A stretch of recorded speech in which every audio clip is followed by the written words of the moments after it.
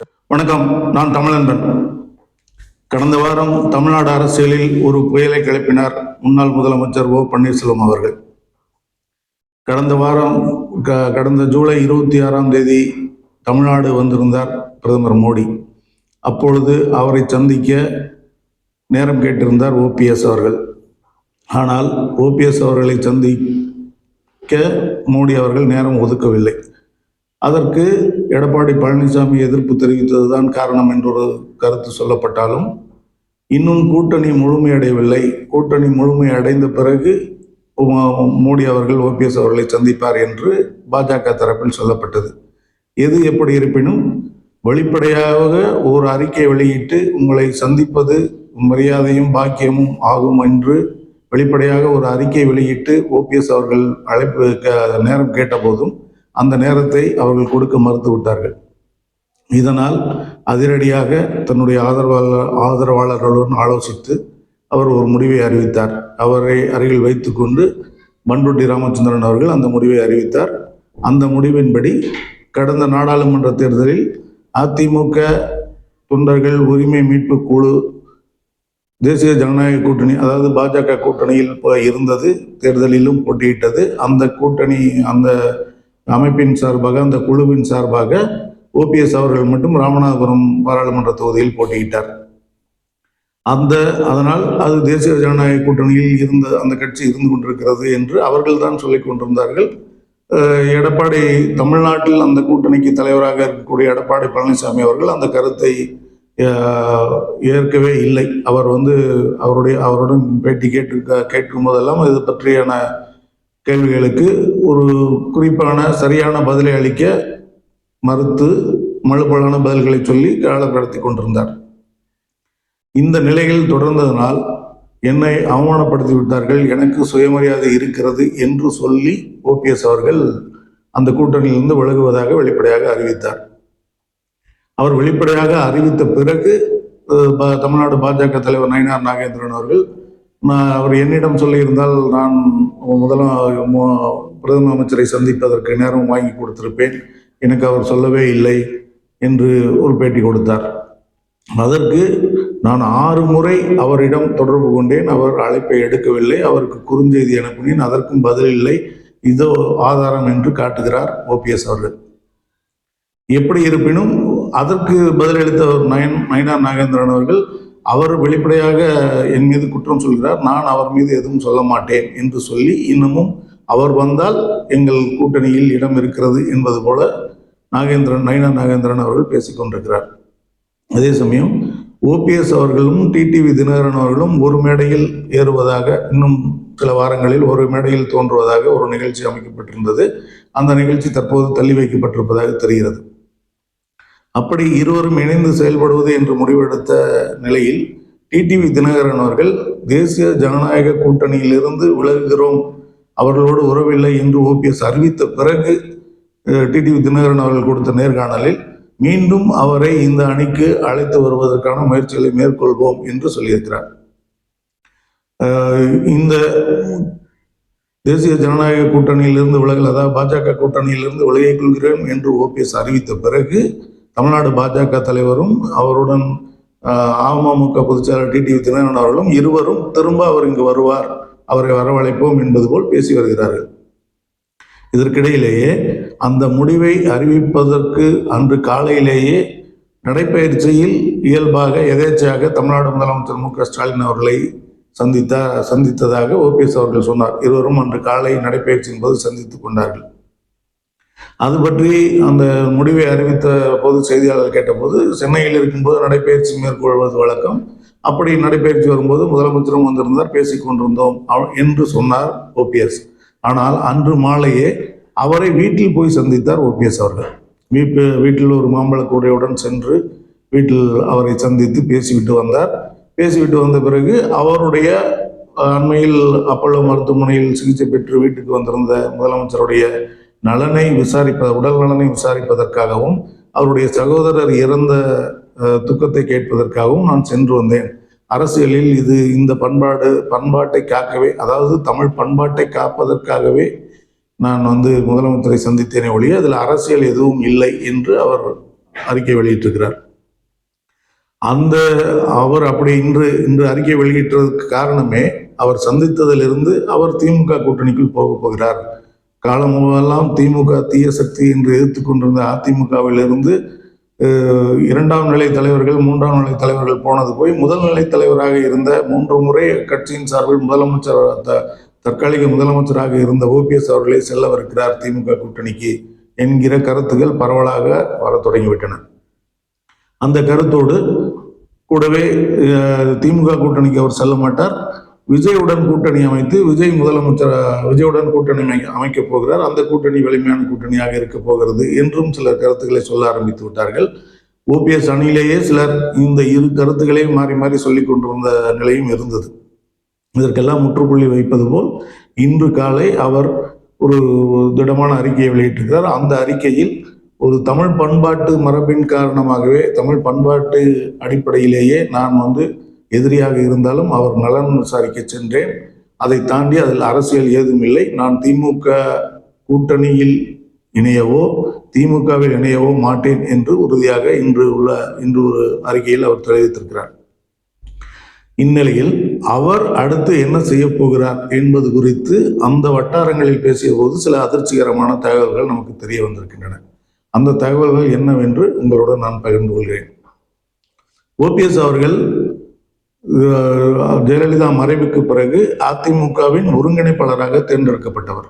அதிமுகவின் ஒருங்கிணைப்பாளர் ஓபிஎஸ், இணைய ஒருங்கிணைப்பாளர் தான் எடப்பாடி பழனிசாமி அவர்கள். அப்படி என்றால் கட்சியில் அவர் தலைவர், ஓபிஎஸ் தலைவர், ஆட்சிக்கு எடப்பாடி பழனிசாமி அப்படின்னு கட்சிக்கு தலைவர் ஓபிஎஸ், ஆட்சிக்கு தலைவர் எடப்பாடி என்று இருந்தது.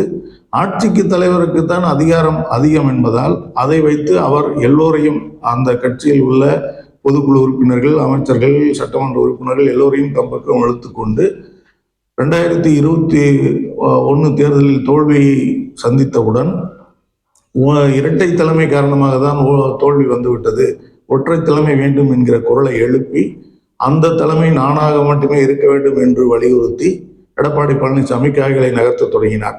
அதை முழுமையாக ஏற்க முடியாது என்று போர்க்கொடி தூக்கிய ஓபிஎஸ் அவர்களை பொதுக்குழு கூட்டி அந்த கட்சியிலிருந்தே விலக்கி வைத்து விட்டார்கள். கட்சியிலிருந்தே விலக்கி வைத்துவிட்டு எடப்பாடி தன்னை பொதுச் செயலாளராக அறிவித்துக் கொண்டார். பெரும்பான்மையான பொதுக்குழு உறுப்பினர்கள் அவரை ஆதரித்தார்கள். அதன் அடிப்படையில் அது நடந்திருக்கிறது. ஆனால் அந்த நடவடிக்கை அவர்கள் கட்சி அளவில் மட்டுமே இருக்கின்றதை தவிர இன்னமும் அரசு அங்கீகாரம், அதாவது தேர்தல் ஆணையத்தின் அங்கீகாரத்தை பெறாமல் இருக்கிறது. தேர்தல் ஆணையத்தில் அதற்கு பிறகு நடந்த தேர்தல்கள் எல்லாம் அந்தந்த தேர்தல்களுக்காக ஒரு முறையீடு செய்து தேர்தல் சின்னத்தை பெற்றார்களே ஒழிய முழுமையான ஒரு தீர்வு அதற்கு இன்னும் கிடைக்காமல் இருக்கிறது. ஓபிஎஸ் அவர்கள் பொதுக்குழு உறுப்பினர்களால் பொதுச் செயலாளர் தேர்ந்தெடுக்கப்படுவது செல்லாது, ஒட்டுமொத்த தொண்டர்களாலும் தேர்ந்தெடுக்கப்பட வேண்டும் என்பதுதான் அதிமுகவின் விதி. அதனால் இவர் தேர்ந்தெடுக்கப்பட்டது செல்லாது, அந்த பொதுக்குழுவே செல்லாது, அதனால் என்னை நீக்கியது செல்லாது என்று பல்வேறு வழக்குகள் பல்வேறு நீதிமன்றங்களில் இருந்து கொண்டிருக்கின்றன. அண்மையில் கூட இது குறித்து திண்டுக்கல் சூரியமூர்த்தி தொடர்ந்த ஒரு வழக்கில் எடப்பாடி பழனிசாமியின் மனுவை சென்னை உரிமையியல் நீதிமன்றம் நிராகரித்திருக்கிறது. அதாவது அதன் மூலம் நீதிமன்றத்தில் இருவரும் சம பலத்தில் இருப்பதாகத்தான் தெரிகிறது. இந்த நிலையில்தான் இந்த சட்டமன்ற தேர்தல் கூட்டணி தொடர்பான பேச்சுவார்த்தைகள் நடந்த பொழுது எடப்பாடி பழனிசாமி தரப்பில் அவர் அதிமுகவே எனக்குத்தான் சொந்தம் என்று உரிமை கொண்டாடி வருகிறார், அந்த வழக்குகளை எல்லாம் அவர் திரும்ப பெற்றால்தான் அவரை கூட்டணிக்குள் சேர்ப்பது, கட்சிக்குள் சேர்ப்பது குறித்து நான் ஆலோசிக்க முடியும் என்று அவர் சொல்லியிருக்கிறார். அதை அவர் மறுத்துவிட்டு அதே சமயம் கூட்டணிக்குள் இருக்க வேண்டும் என்கிற சமரசத்தின் அடிப்படையில் பேச்சுவார்த்தைகள் நடந்த பொழுது, அதாவது கண்ணுக்கு தெரியாமல் வெளிப்படையாக எங்கும் பகிர்ந்து சொல்லப்படாத இந்த செய்தி கண்ணுக்கு தெரியாமல் மறைமுகமாக பேச்சுவார்த்தைகள் நடந்த பொழுது அதிமுக போட்டியிடும் கிட்டத்தட்ட 140-150 தொகுதிகள் சட்டமன்ற தொகுதிகளில் இந்த முறை அதிமுக போட்டியிடவிருக்கிறது. 140 முதல் 150 தொகுதிகள் இந்த முறை அதிமுக போட்டியிடவிருக்கிறது. அதில் எனக்கு என்னுடைய ஆதரவாளர்களுக்கு 20 முதல் 30 தொகுதிகள் வரை கொடுக்க வேண்டும் என்று ஓபிஎஸ் வலியுறுத்தியதாக தெரிகிறது. அதை எடப்பாடி பழனிசாமி ஏற்க மறுத்திருக்கிறார். இவர்களுக்கு 20-30 தொகுதி கொடுத்து அதில் 10-12 ஜெயித்து விட்டார்கள் என்றால் நம் பக்கம் நமக்கு பலவீனமாகிவிடும். எப்பொழுதும் இன்றுக்கு அமைதியாக ஒன்று சேர்கிறோம் என்று வருவார்கள், நாளைக்கு ஒரு 10 சட்டமன்ற உறுப்பினர்கள் வந்துவிட்டால் நம் கட்டுப்பாட்டுக்குள் இருக்க மாட்டார்கள் என்கிற அச்சத்தின் காரணமாக எடப்பாடி பழனிசாமி அதை மறுத்ததாக தெரிகிறது. அதனால்தான் அந்த பேச்சுவார்த்தை நிறைவேறாததால் தான், அந்த பேச்சுவார்த்தையில் அதிருப்தி ஏற்பட்டதால் தான் கூட்டணி முறிவு என்கிற செய்தியை ஓபிஎஸ் அவர்கள் வெளிப்படையாக அறிவித்திருக்கிறார். ஆனால் அவர் சொன்ன காரணம் மோடி அவர்கள் சந்திக்கவில்லை, அமித்ஷா அவர்கள் சந்திக்கவில்லை என்பதைத்தான் காரணமாக சொன்னாரே ஒழிய, உண்மையில் உள்ளுக்குள் இப்படி ஒரு பேச்சுவார்த்தை நடந்து அவர் கிட்டத்தட்ட 20 முதல் 30 தொகுதிகள் வரை கேட்டதாகவும், எடப்பாடி பழனிசாமி அவர்கள் 3 to 5 தொகுதிகள் வரை இவருக்கு கொடுப்பதாகவும் சொன்னதாக அந்த உள்வட்டார தகவல்கள் தெரிவிக்கின்றன. இந்த தகவல் கிட்டத்தட்ட இதுதான் உண்மையும் என்று சொல்லலாம். ஏனெனில் அமித்ஷா அவர்களை சந்திப்பதோ மோடி அவர்களை சந்திப்பதிலோ ஒன்றும் இல்லை. அவர்கள் மோடி அவர்களை சந்தித்தாலும் அமித்ஷாவை சந்தித்தாலும் கடைசியாக அவருக்கு ஓபிஎஸ் அவர்களுக்கு என்ன தேவை? சட்டமன்ற உறுப்பினர் தேர்தல் நேரத்தில் அவருடைய ஆதரவாளர்களுக்கு போட்டியிட இடம் வேண்டும் என்பதுதானே அடிப்படை. அவர் மோடியை சந்தித்தாலும் அதைத்தான் சொல்லப் போகிறார், அமித்ஷாவை சந்தித்தாலும் அதைத்தான் சொல்லப் போகிறார். அதனால் அவர்களை சந்திக்க அனுமதி கொடுக்கவில்லை என்பது ஒரு காரணமாகவே இல்லை. அது ஒரு வெளி தோற்றத்துக்கு, வெளியில் மக்களுக்கு சொல்கிற ஒரு காரணம். ஒரு 3 முறை முன்னாள் முதலமைச்சராக இருந்தவர், பழுத்த அனுபவம் கொண்ட அரசியல்வாதியை பாஜக எப்படி அவமதிக்கலாமா என்கிற ஒரு அவப்பெயரை பாஜகவுக்கு ஏற்படுத்தி தரக்கூடிய வாய்ப்புள்ள ஒரு செய்திதான் என்றாலும், ஓபிஎஸ் அவர்களை பொறுத்தவரை அவர்கள் சந்திப்பதை காட்டிலும் சட்டமன்ற தேர்தலில் தங்களுடைய பங்கு என்ன, தங்கள் ஆதரவு, தன்னை நம்பி வந்தவர்களுக்கான வாய்ப்பு என்ன என்பதுதான் அவருடைய நோக்கமாக இருந்திருக்கிறது. அந்த நோக்கத்தில் வெற்றி பெறவில்லை என்பதால் தான் அவர் கூட்டணி முறிந்தது என்று அறிவித்திருக்கிறார். இப்பொழுது அவர் முன் இருக்கிற வாய்ப்புகள் என்ன? இப்பொழுது அவர் அதிமுகவே தனக்குத்தான் என்கிற உரிமை கோரக்கூடிய இடத்தில் இருக்கிறார். அவர் ஒருங்கிணைப்பாளராக தேர்ந்தெடுக்கப்பட்ட பொதுக்குழு தேர்ந்தெடுக்கப்பட்ட நிகழ்வு என்பது ஒட்டுமொத்த தொண்டர்களால் ஏற்றுக்கொள்ளப்பட்ட ஒரு நிகழ்வு என்பதாக இருந்தது. எடப்பாடி பழனிசாமி அவர்கள் பொதுச் செயலாளராக தேர்ந்தெடுக்கப்பட்டது பொதுக்குழு உறுப்பினர்களால் மட்டும் நடந்தது என்று இருக்கிறது. இந்த அடிப்படையான விஷயத்தை வைத்துக்கொண்டு கீழமை நீதிமன்றங்களிலிருந்து உச்ச நீதிமன்றம் வரை சட்ட போராட்டம் நடத்தி கொண்டிருக்கிறார் எடப்பாடி பழனிசாமி ஓபிஎஸ் அவர்கள்.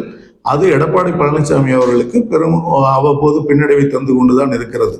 இன்றைக்கும் அவர் பொதுச் செயலாளர் என்று தன்னை அறிவித்துக் கொண்டாலும் தேர்தல் ஆணையத்தின் ஆவணங்கள் படி அவர் பொதுச் செயலாளர் இல்லை, அவர் இணை ஒருங்கிணைப்பாளர் தான். அதிலும் கூட இணை ஒருங்கிணைப்பாளர் பொறுப்பிலிருந்து நான் விலகிவிட்டேன், நான் பொதுச் செயலாளர் என்று இவர் ஒரு கடிதம் கொடுத்திருப்பதால் அந்த இடமும் அவருக்கு பலவீனமான இடமாகத்தான் இருக்கிறது. இன்றைக்கு தேர்தல் ஆணையத்தை பொறுத்த வரைக்கும் அதிமுக என்றால் ஒருங்கிணைப்பாளர் ஓ பன்னீர்செல்வம் என்றுதான் வலிமையாக இருக்கிறது. அப்படி அந்த வலிமையை விட்டு கொடுக்க ஓபிஎஸ் முன்வர மாட்டார். ஏனெனில் அதிமுக ஒரு பெரிய கட்சி, அந்த கட்சியில் தனக்கு இப்படிப்பட்ட ஒரு வாய்ப்பு இருப்பதை ஒரு நாளும் விட்டு கொடுக்க அவர் முன்வர மாட்டார். அவர் திமுகவில் போய் சேர்ந்தால் இயல்பாக அந்த உரிமை அவரை விட்டு போய்விடும். அதே போல இன்னொரு கூட்டணிக்குள் போய் சேர்ந்தாலும் அவர் அதிமுகவுக்கு எதிராக செயல்பட்டதாக அவருடைய சட்ட வலிமை குறைந்துவிடும். அதனால் அவர் சுயேட்சையாக போட்டியிடலாம் என்பதுதான் அவருடைய நிலைப்பாடாக இருக்கிறது. அந்த நிலைப்பாட்டின் அடிப்படையில் அவர் வருகிற சட்டமன்ற தேர்தலில் குறைந்தது 50 to 60 தொகுதிகள் வரை தென் மாவட்டங்கள், வட மாவட்டங்களில் வாய்ப்புள்ள இடங்கள், சென்னை போன்ற இடங்களில் 50 முதல் 60 தொகுதிகளில் தனித்து போட்டியிடுவது என்கிற முடிவை எடுத்திருப்பதாக சொல்லப்படுகிறது. அவருடைய அணியினர் இது குறித்து சொல்லும்போது, ஓபிஎஸ் அவர்கள் தனித்து போன தேர்தலில் பாராளுமன்ற தேர்தலில் போட்டியிட்ட போது கிட்டத்தட்ட 3.5 லட்சம் வாக்குகள் வாங்கி 2ஆம் இடம் பிடித்தார். அதிமுக வேட்பாளரை 3ஆம் இடத்துக்கு தள்ளினார். அந்த தேர்தலில் அவருக்கு எதிராக கிட்டத்தட்ட ஓ பன்னீர்செல்வம் என்ற பெயரிலேயே ஒரு 5-6 வேட்பாளர்கள் நிறுத்தப்பட்டனர். எல்லாவற்றையும் தாண்டி அவர் 3.5 லட்சம் வாக்குகள் வாங்கினார். இது 6 சட்டமன்ற தொகுதிகளாக பிரித்தால் கிட்டத்தட்ட ஒரு தொகுதிக்கு 50,000 to 55,000 வாக்குகள் வரை வருகிறது. இப்படி நாம் தனித்து போட்டியிட்டால் ஒரு சட்டமன்ற தொகுதிக்கு குறைந்தது 50,000 வாக்குகள் வாங்கலாம் என்கிற ஒரு தெம்பு ஓபிஎஸ் அவர்களுக்கு இருக்கிறது. அந்த தெம்பின் அடிப்படையில் 50 to 60 தொகுதிகள் நாம் தனித்து போட்டியிடலாம் என்கிற முடிவில் அவர் இருக்கிறார். அந்த முடிவின் காரணமாக அவர் வெற்றி பெறுகிறாரோ இல்லையோ அந்த தொகுதிகளில் அதிமுக முழுமையாக தோல்வியை தழுவிவிடும் என்பது உறுதியாகிவிடும். அவர்கள் போட்டியிடுகிறார்கள் என்றாலே அந்த வாக்கு அதிமுகவின் வாக்குகளைத்தான் அவர் பிரிப்பார். அதன் அடிப்படையில் அந்த 50லிருந்து 60 தொகுதிகள் அதிமுக முழுமையாக தோல்வியை தழுவும். மொத்தமே 150 தொகுதிகள் போட்டியிடும் போது 60 தொகுதிகள் தோல்வி உறுதி என்று மீதி 90 தொகுதிகளில் வெற்றி வாய்ப்பு எனும்போது அதிமுக ஒரு வெற்றி வாய்ப்புக்கு வாய்ப்பே இல்லை. இந்த முறை கிட்டத்தட்ட ஒரு 70 தொகுதியில் வெற்றி பெற்றார்கள் என்றால் அந்த இடத்தை கூட அதிமுக 2026 தேர்தலில் பெறாது என்கிற உறுதியான நிலை ஏற்பட்டுவிடும். தேர்தலுக்கு முன்பாகவே, தேர்தல் முடிவு வந்த பிறகுதான் தெரிய வேண்டும் என்றில்லை, தேர்தலுக்கு முன்பாகவே. இவர் இந்த 3.5 லட்சம் வாக்குகள் என்பது பாராளுமன்ற தேர்தலில் யார் பிரதமராக வர வேண்டும் என்பதற்காக நடந்த தேர்தலில் இவர் பாஜக கூட்டணியில் இருந்ததால் மோடிக்காகவும் பாஜகவுக்காகவும் சேர்ந்து விழுந்த வாக்குகள், இவருக்கு தனியாக இவ்வளவு செல்வாக்கு இல்லை என்ற வாதமும் இந்த செய்தி வரும்போதே கூடவே வருகிறது. அந்த வாதத்திற்கும் என்ன விடை அவர்கள் சொல்கிறார்கள் என்றால், ஓபிஎஸ் தரப்பினர் 50,000 55,000 வாக்குகள் என்று வேண்டாம், தொகுதிக்கு 5,000 முதல் 10,000 வாக்குகள் நாங்கள் வாங்கினாலே அது அதிமுக வாக்குகள் தான். அதிமுக நிச்சய தோல்வியை தழுவும். அதிமுக தோல்வியை தழுவினால் அந்த பக்கம் கல்விழுந்த காக்கா கூட்டம் போல் எல்லோரும் சிதறுவார்கள். திரும்பவும் அதிமுக ஓபிஎஸ் தலைமைக்கு வந்துவிடும். நாங்கள் அந்த வாய்ப்பை விட தயாராக இல்லை. எனவே இந்த முறை நிச்சயமாக எங்கள் அணியினர் பாஜக கூட்டணிக்குள் அமித்ஷா அவர்களோ மோடி அவர்களோ சமரசம் பேசி நாங்கள் கேட்கிற தொகுதிகளை எங்களுக்கு ஒதுக்கினால் மீண்டும் அந்த கூட்டணிக்குள் சேர்ந்து போட்டியிடுவோம். அப்படி ஒதுக்கவில்லை, நாங்கள் கேட்பதை தர தவறினால் நாங்கள் தனித்து போட்டியிடுவோம். குறைந்தது 60 தொகுதிகளில் தீவிர கவனம் செலுத்தி போட்டியிடுவோம். அத்தனை தொகுதிகளிலும் ஒரு சில தொகுதிகளில் நாங்கள் வெல்வதற்கே வாய்ப்பு இருக்கிறது. ஆனால் எல்லா தொகுதிகளிலும் அதிமுக தோல்வி வரத்தான் வாய்ப்பு இருக்கு. எடப்பாடி பழனிசாமியின் அதிமுக தோல்வி வரத்தான் வாய்ப்பு இருக்கிறது. எனவே இதைத்தான் நாங்கள் செய்ய போகிறோம் என்று அவர்கள் மேல்மட்டத்தில் உலவுகிற தகவலாக இருக்கிறது. இந்த தகவல் வெகுமக்களுக்கு தெரியவில்லையே ஒழிய அதிமுக வட்டாரத்தில் எடப்பாடி பழனிசாமி, அந்த வட்டாரத்தில் பாஜக வட்டாரத்தில் மேல்மட்ட வட்டாரத்தில் தெரிந்து அவர்கள் அனைவரும் அதிர்ச்சி அடைந்திருக்கிறார்கள். இப்பொழுது எப்படியாவது சமாதானப்படுத்தி ஓபிஎஸ்ஐ திரும்பவும் தேசிய ஜனநாயக கூட்டணிக்குள் கூட்டி வந்துவிட வேண்டும் என்கிற முனைப்பு காட்டுகிறார்கள். இதில் என்ன நடக்கிறது என்பதை போக போக பொறுத்திருந்து பார்ப்போம். நன்றி.